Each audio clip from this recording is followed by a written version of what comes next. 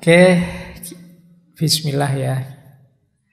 Oke, sekarang kita mulai masuk ke materinya. Seperti apa sih lari dari kebebasan itu? Yang pertama, Erich Fromm mengawali dari ayo kita pahami kebutuhan kita itu apa saja sih sebenarnya. Tadi kan kita gelisah itu karena ada kebutuhan yang tidak terpenuhi, yaitu kebutuhan untuk berhubungan dengan orang lain. Sekarang kita cek, karena kalau kebutuhan ini tidak terpenuhi, kita akan gelisah lagi. Nah, kata Erich Fromm, setidaknya kita punya 5 kebutuhan pokok. Bukan kebutuhan pangan ya, kalau makan, minum, tidur, kawin itu otomatis. Tapi ini kebutuhan eksistensial untuk kita bisa hidup bahagia. Kita perlu memenuhi 5 kebutuhan ini. Ini saya tulis bahasa Inggrisnya ya, karena terjemahan Indonesianya agak panjang. Yang pertama, relatedness, keterhubungan. Tadi sudah dijelaskan ya, keterhubungan. Kita perlu orang lain. Ini fitrah. Makanya manusia disebut makhluk sosial. Kita memerlukan kehadiran orang lain.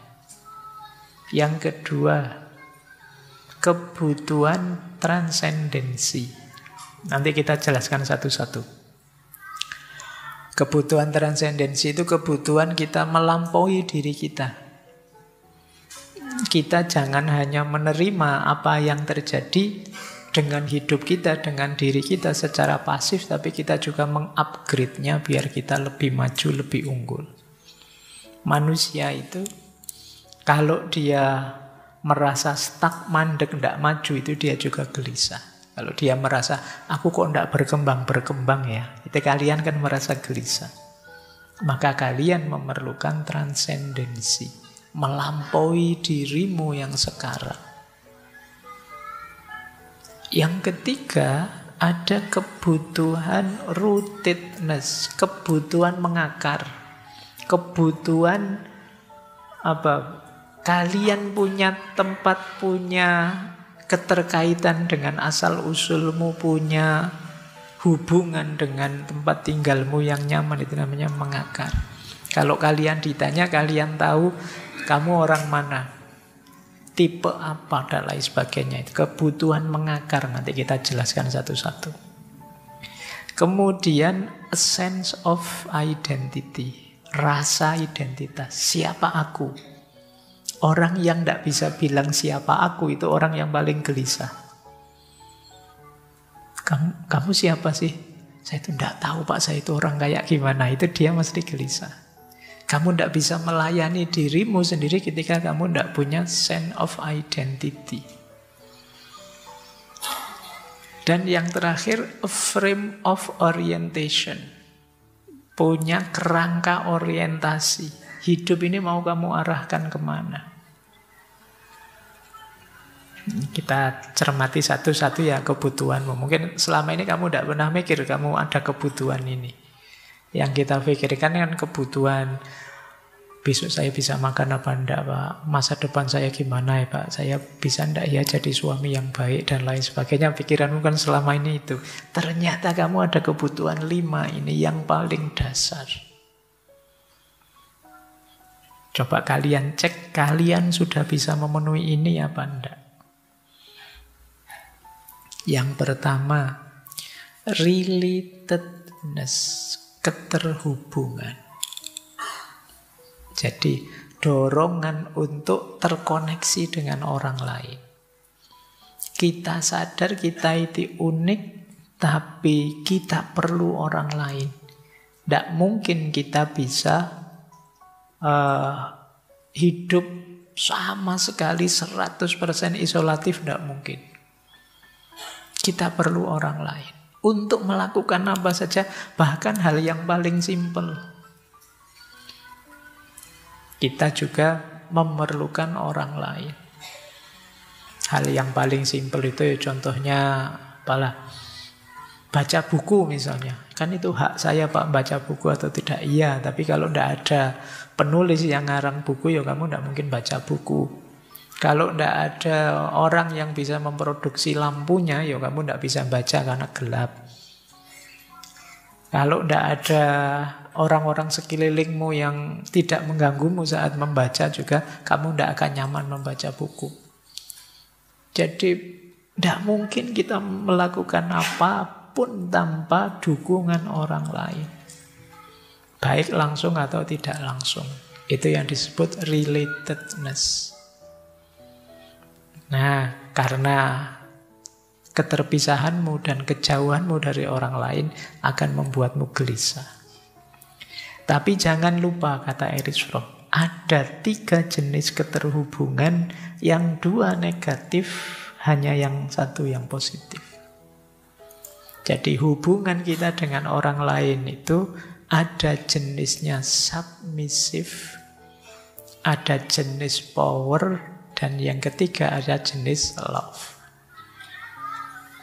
Submissive itu pasrah. Jadi saking inginnya kamu punya teman, saking inginnya disukai orang lain, saking khawatirnya ditinggal orang lain, terus kamu manut saja, pasrah saja, apain saja aku, yang penting jangan tinggalkan aku. Itu namanya submissive. Karena aku perlu dirimu, maka aku pasrah, wis kamu apain saja.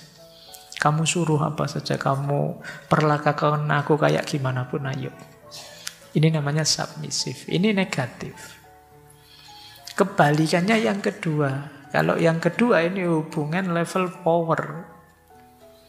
Kalau ini dominatif. Jadi kamu harus patuh padaku ya. Kamu harus manut aku ya. Kamu harus ikut apa yang aku katakan. Ini dominatif.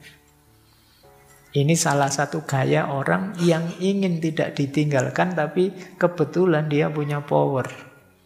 Maka yang dia lakukan apa? Mendominasi. Awas lo ya, kalau kamu jauh-jauh dari aku, nanti kalau kamu butuh tidak tak tolong loh. Terus orang lain tidak berani menjauh. Kalau kamu perlu contekan tidak tak kasih lo ya. Kalau kamu perlu tumpangan, aku tidak mau barengi kamu loh. Jadi kamu kalah power. Nah, yang menang power bisa mendominasi. Yang kalah power dia akan submissive. Kalau bisa, yang ideal relasi itu yaitu cinta. Cinta itu apa? Saya sudah capek menjelaskannya. Kamu cari di sesi-sesi bertebaran di mana-mana. Itulah relasi ideal. Karena di luar cinta, relasimu antara submisif dan dominatif. Menarik, nanti Erich Fromm menjelaskan lawannya relatedness adalah satu sikap yang sering kita singgung, namanya narsisisme. Relatedness ini orang sadar bahwa saya perlu yang lain, tapi ada orang yang tidak punya kesadaran ini. Orang yang tidak punya kesadaran relatedness itu orang yang jenisnya narsis. Nah, itu kalian sering kan mengkritik orang, kamu kok narsis banget tuh ya. Itu sebenarnya dia kesadaran relatednya rendah. Narsis itu apa? Ini kita sebentar ya biar kalian tahu, biar ngomongnya pas. Jadi narsisisme itu ketika seseorang cenderung fokus untuk mengejar pengakuan atau mengejar cinta dari orang lain untuk mengisi kekosongan emosional dan kekurangan dalam diri mereka sendiri. Jadi orang narsis itu orang yang selalu mengejar pengakuan, validasi dari orang lain tentang dirinya. Jadi melesetnya apa orang-orang narsis ini? Dia lupa tentang kenyamananku, hakikat diriku, yang membahagiakan aku apa. Dia melewatkan itu karena dia fokus dipuji orang, dia fokus diakui orang, dia ingin dicintai orang. Fokusnya ke situ, kata Erich Fromm. Akarnya apa? Akarnya adalah dia menganggap dirinya itu sangat layak dicintai. Aku sehebat ini, aku seganteng ini, aku secantik ini, harusnya banyak yang jempoli dong. Ini kita menyebutnya narsis. Makanya kalau kamu foto kan terus pakai filter 3-4 kali itu kan filter. Biar apa? Biar divalidasi orang lain. Wah, cantik banget sekarang, kok awet ya. Terus kamu senangnya luar biasa. Padahal yang komen ya basa-basi. Iya kan? Kalau kalian sendiri kalau ada temenmu gitu terus kamu komen, wah tambah ganteng nih. Kamu kan basa-basi kan? Nggak selalu serius untuk ganteng beneran. Ya biar menyenangkan teman saja, Pak. Jadi akarnya di situ. Kenapa sih ada orang sampai segitunya? Ya untuk melindungi dirinya dari rasa kesepian dan rasa ketidakberdayaan. Bahwa banyak kok yang suka padaku, banyak kok yang muji-muji aku, banyak kok yang jempoli aku. Wong fotoku satu saja yang jempoli sekian ratus kok gitu. Ya kan kamu senang. Jadi setiap kali kamu posting bolak-balik kok tengok, kok masih 2 ya yang jempoli. Kalau sudah gitu kamu gelisah sudah kan. Padahal sak kos-kosan ini ada 10 orang loh yang jempoli 2. Berarti sak kos-kosan aja enggak semuanya suka padaku. Kamu bisa begitu pikiranmu. Nah, cirinya kalau di Erich Fromm ya orang yang merasa perlu untuk terus menerima pengakuan dan pujian orang. Dia baru merasa berharga kalau sudah dipuji orang, kalau sudah diakui orang.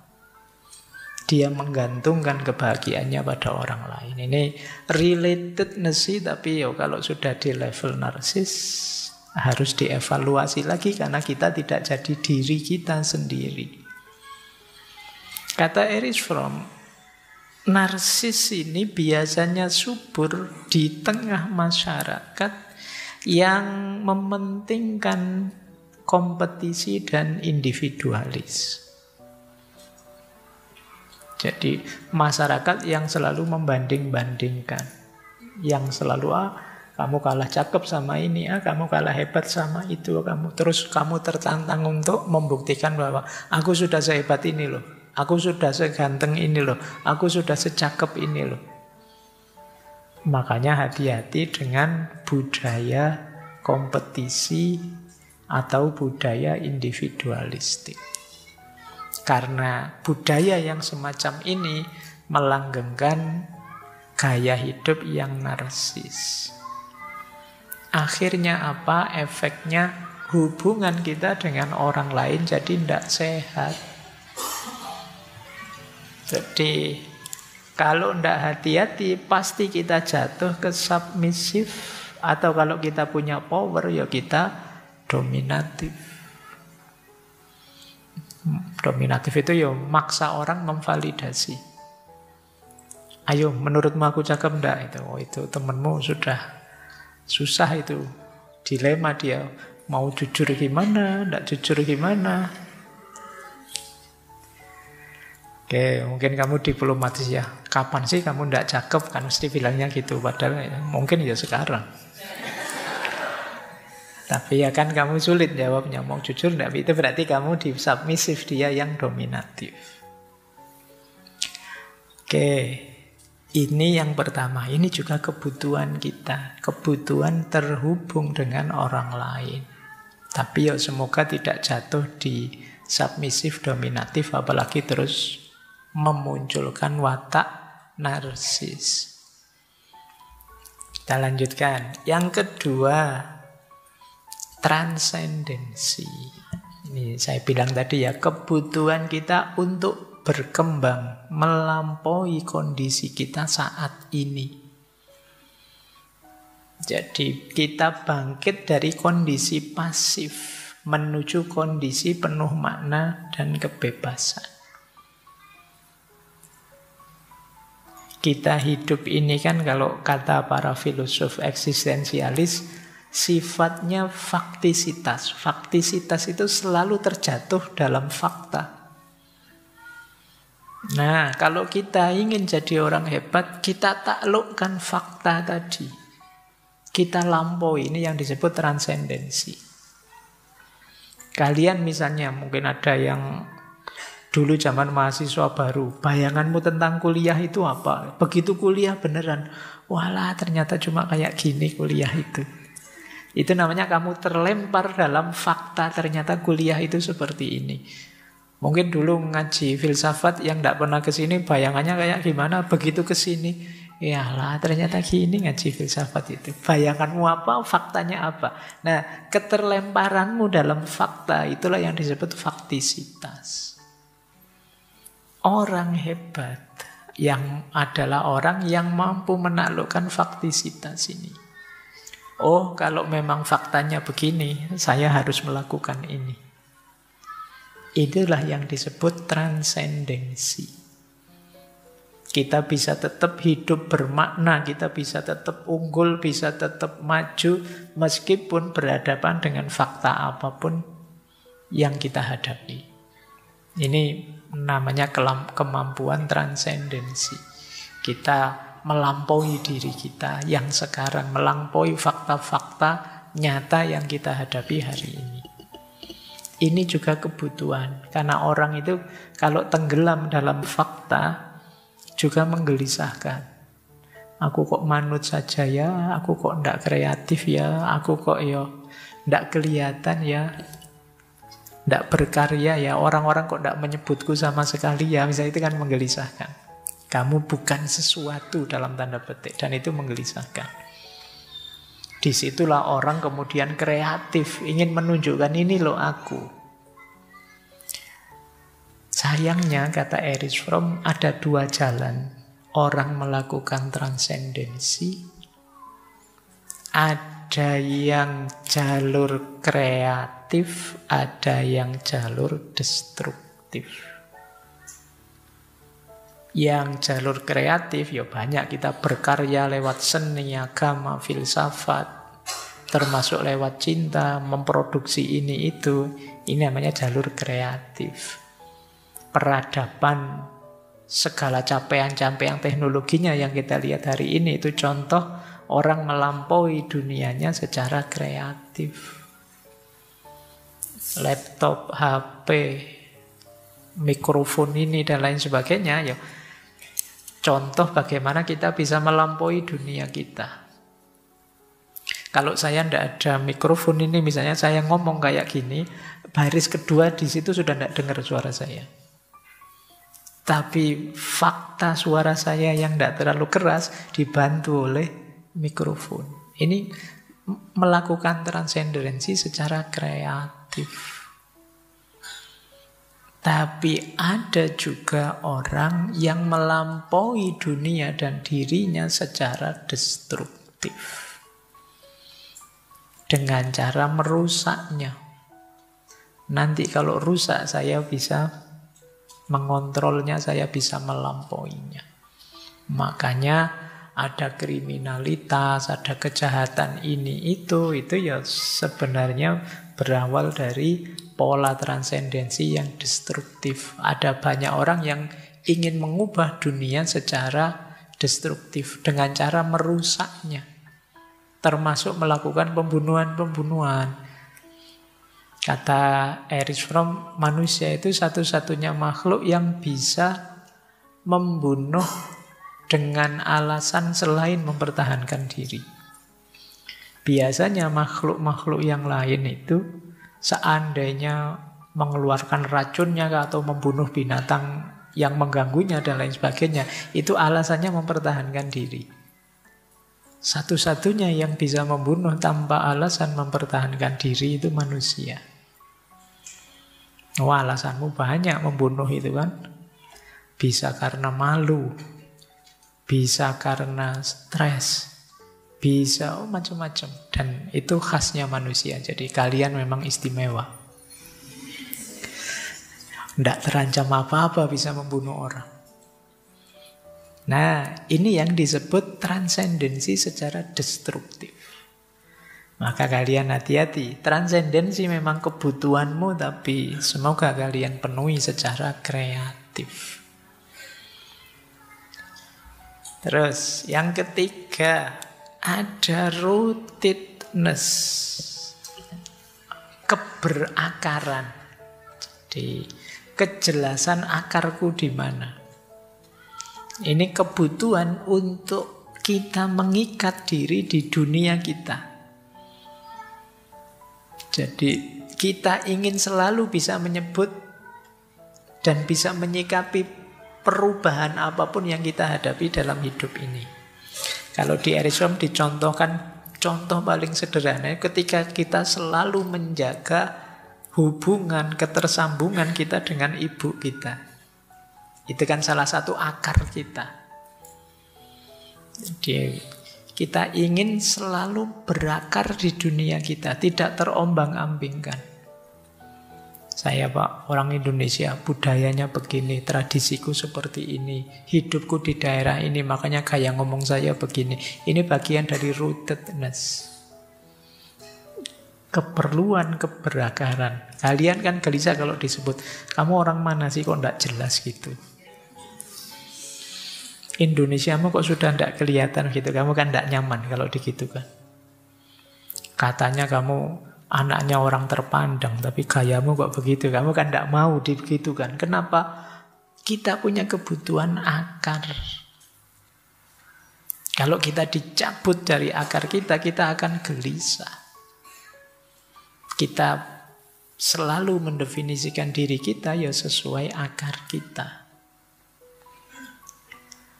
Nah, tentang akar ini, Erich Fromm menyebut ada dua gaya rootedness, ada gaya negatif, ada gaya positif. Gaya negatif namanya fiksasi. Kalau gaya positif itu namanya keutuhan diri. Ya, kita pelajari pelan-pelan. Malam hari ini saya bilang materinya banyak, padat. Mungkin nanti rekamannya kalian ulang-ulang. Jadi fiksasi itu kita menyambungkan diri dengan akar, tapi keterikatan kita dengan akar itu keterikatan yang tidak sehat. Sehingga apa? Menghambat pertumbuhan pribadi kita. Kita jadi tidak maju, kita jadi tidak berkembang karena keterikatan kita dengan akar kita. Jadi mungkin ada hal tertentu yang, Mbok kamu maju, enggak Pak, di tempat saya kayak gini saja cukup kok Pak. Ini namanya fiksasi. Kalau di tempat saya Pak, yang penting sekolah, kemudian kawin, kerja, sudah selesai Pak, enggak usah mikir aneh-aneh. Dan kamu merasa, ya itulah aku dan budayaku. Terus kamu enggak mau maju, enggak mau berkembang. Ini jenis fiksasi. Ini mengikat sih, mengakar sih, tapi secara negatif. Kemudian kita tidak bisa menyikapi perubahan. Ketika lingkungan sekeliling kita berubah, kita tidak bisa beradaptasi. Tidak Pak, biasanya begini jadi ini sekarang ada teknologi ini loh Mas. Tidak Pak, kalau pakai teknologi bukan kita. Kalau kita itu sejak dulu face to face gini, tidak ada. Nah, ini namanya kita tidak bisa mengadaptasi perubahan. Ini namanya fiksasi. Ya kita tidak berkembang, yang lain berkembang semua, kita sendiri yang tidak berkembang. Pak, di tempat saya itu Pak, HP haram Pak, anti HP. TV haram Pak. Internet itu neraka semua isinya Pak, misalnya. Sementara dalam hidup ini kamu tidak bisa sekarang itu tanpa HP, tanpa medsos, tanpa itu. Tapi kamu kukuh untuk tidak berubah demi akarmu.